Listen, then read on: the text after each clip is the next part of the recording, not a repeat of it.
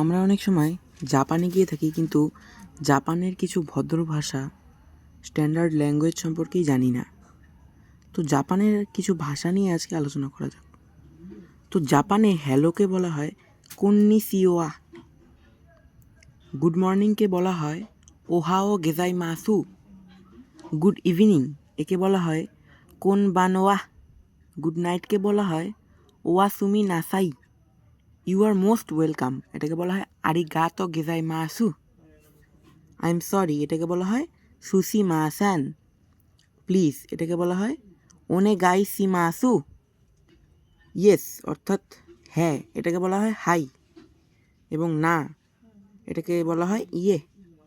Where is the toilet এটাকে বলা হয় তেইরে ওয়া দোকা দে সুকা, what is the price of it এটাকে বলা হয় কোরোয়া ইকুরা দে সুকা। এটাই হলো কিছু স্ট্যান্ডার্ড জাপানি ভাষা, যেটাকে শিখে রাখা খুবই দরকার আমাদের পক্ষে। তো আশা করি আজকের ক্লাসটি ভালো লাগলো। ধন্যবাদ।